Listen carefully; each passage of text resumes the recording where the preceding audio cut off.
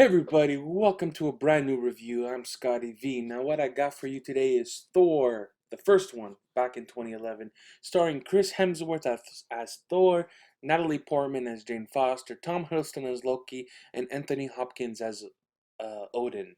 So, if you've seen my other reviews, my Incredible Hulk, my Iron Man 1 and 2 reviews, make sure you hit that subscribe button and that notification bell. That notification bell is really important for you to get updated on my latest videos.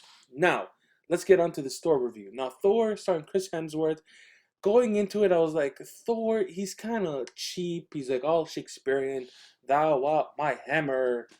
Like, in a modern setting, in the beginning of the 2010s, nobody really cared for that stuff, right? He's talking Shakespearean, which I think he was originally intended to be written Shakespearean, but in terms of the language used, kind of fell short for me. I don't like Shakespearean language. That's just personally me. Even in English class back in high school, I did not like a single thing about Shakespearean language. But basically, this follows an alien, a god, a demigod, lowercase g, just in case I have my Christian friends watching. If you're Christian, it's a lowercase g. Um, so he's the god of thunder. He's ready and cannot wait to be king. But as he's getting his ceremony, he's sworn in to become the king, the new king of Asgard. The frost giants invade the ceremony, and Odin and Thor have to, find a way to stop them, and they do. It was very quick, very subtle.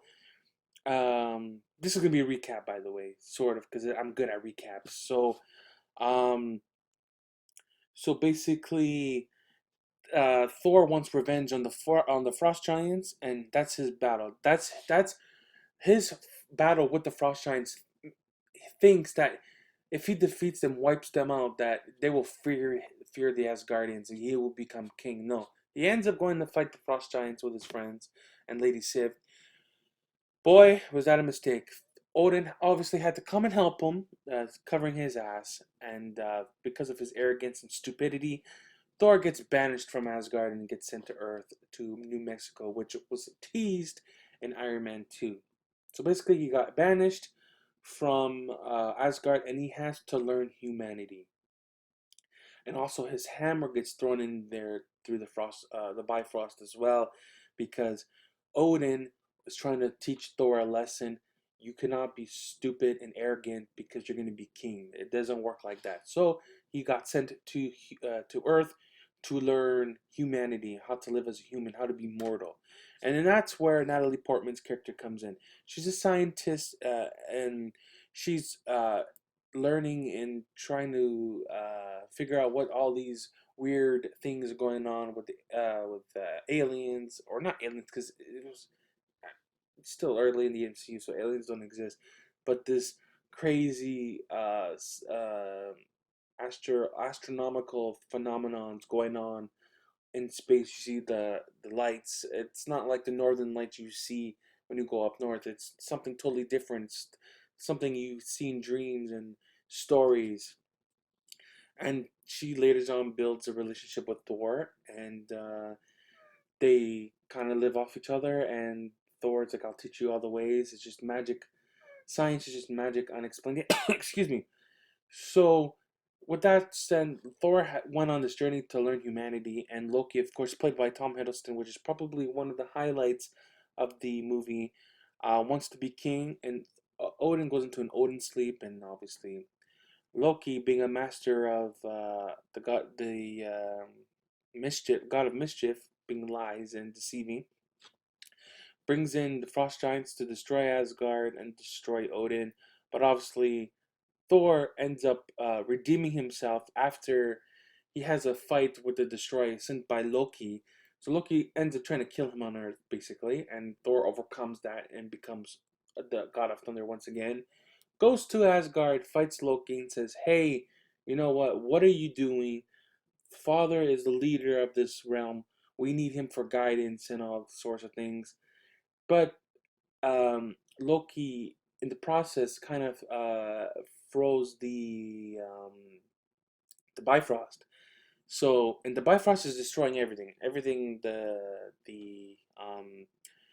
Frost Giants, their planet and where they live, because Loki's Loki's intentions destroyed the Frost Giant and destroy Odin. Odin. Oh my God, I can't speak. Just because Odin lied to him, because Odin found him as a child and adopted him, and he didn't like that. So he was technically the king of the Frost Giants. He was Lofty's son, so he wanted revenge and to kill Odin.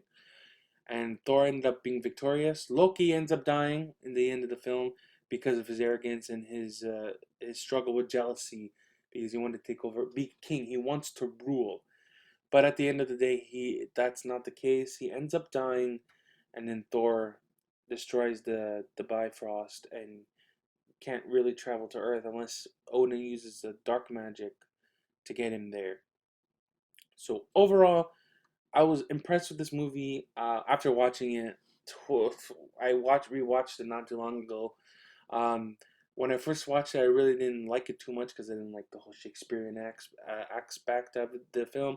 But later on, as I watched the film more and more, I understood where it was coming from. And he would also later on in the MCU, he would get a character change. So overall, I liked the cast. I loved Chris Hemsworth. I believed him as Thor.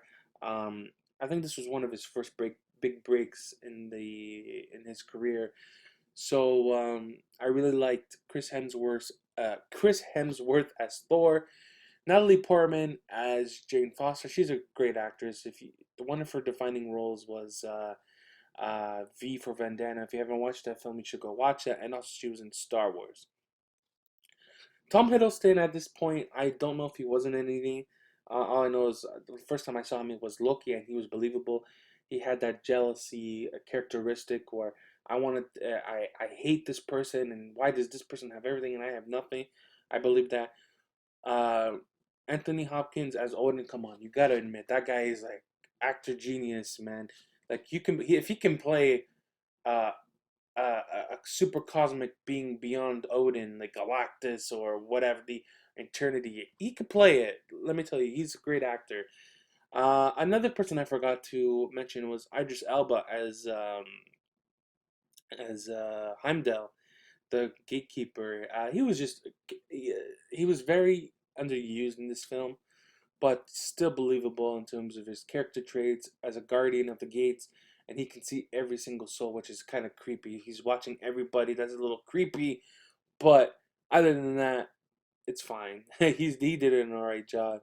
Overall, after watching this movie 9 years later, I still like this. I enjoyed this movie. I would give it about a 7 out of 10 score. Clark Gregg was also in this movie, but very short, very brief. So yeah, I really liked the story. I liked how a one man or one god wanted to become a king, but his jealousy or his stupidity and arrogance kind of got in the way, and he had to learn humanity, which we all need to learn humanity, I believe. So yeah, 7 out of 10. I like this movie 9 years later, and the MCU just gets on better from here. All right, my next review will be Captain America: The First Avenger, and then The Avengers. So make sure you subscribe and hit that notification bell so you don't miss a single thing I do on this channel. I still will be doing unboxing videos. I just have nothing is coming in to do unboxings. So I'm just waiting for something cool to come out for me to do an unboxing. And trailer reactions, same thing. There's nothing out there to do yet. As soon as a Black Widow trailer comes out, I'll do it. So yeah, that's it. Be good. Subscribe. Go be a superhero. See you later.